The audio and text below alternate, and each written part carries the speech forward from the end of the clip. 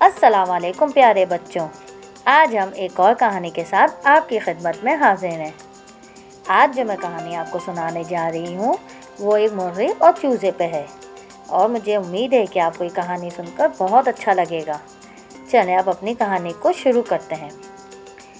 एक दरिया के किनारे एक मुर्गी और उसके बच्चे और एक बत्तख और उसके बच्चे रहते थे। दोनों ख़ानदानों में बहुत दोस्ती थी। बत्तख अपने बच्चों को उस दरिया में तैरना सिखाती थी। मुर्गी का बच्चा अपनी खिड़की से उनको तैरता देखता तो बहुत खुश होता। उसका दिल भी करता कि वो भी तैरे। एक दिन उसने अपनी मम्मा से कहा कि मम्मा, मैं भी बत्तख आंटी की तरह तैरना चाहता हूँ। मुर्गी ने उसको प्यार से समझाया, नहीं बेटा, तुम नहीं तैर सकते। अल्लाह ने हर किसी को मुख्तलिफ सलाहियतें दी हैं।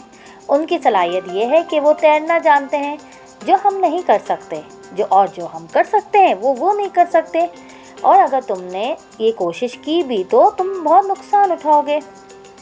चूज़ा बेचारा मुंह लटका के चला गया।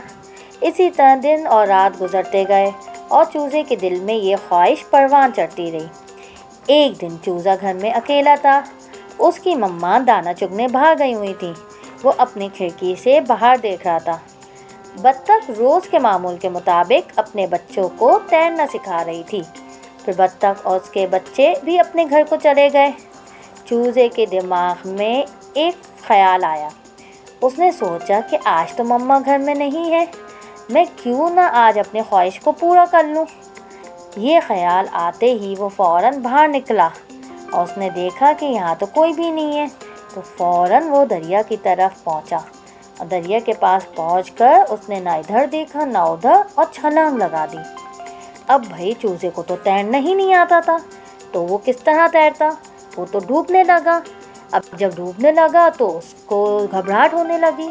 फिर उसने अपने पैर को भी फड़फड़ाया, उसने सब किया, लेकिन उससे तो तैरा ही ना जाए। फिर वो मदद के लिए पुकारने लगा। अब वहाँ कोई होता तो मदद के लिए आता ना। अब थोड़ी देर बाद मुर्गी वापस अपने घर को जा रही थी। मुर्गी ने जब ये चीखने चिल्लाने की आवाज़ सुनी तो उसकी छठी हिस्स ने काम किया। वो फ़ौरन दरिया की तरफ भागी।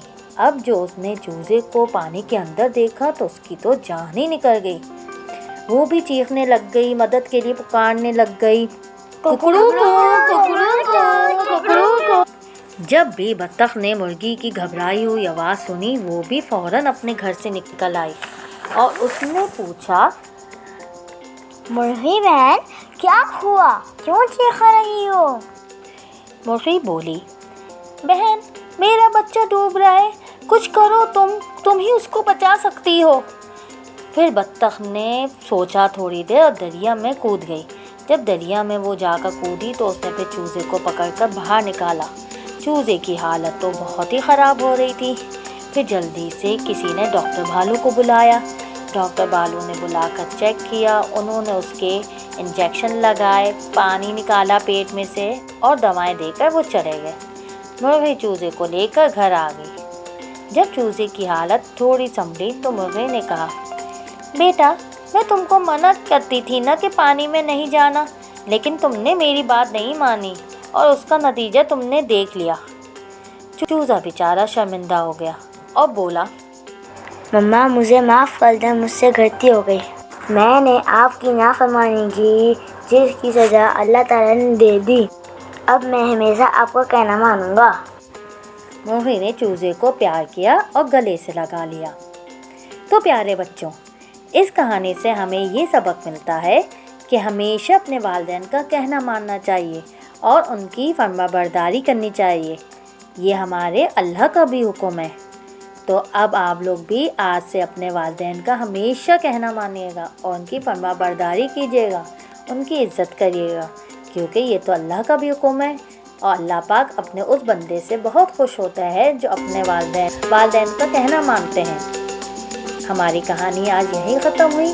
अगली कहानी के साथ हम फिर हाजिर होंगे। अल्लाह हाफ़िज़।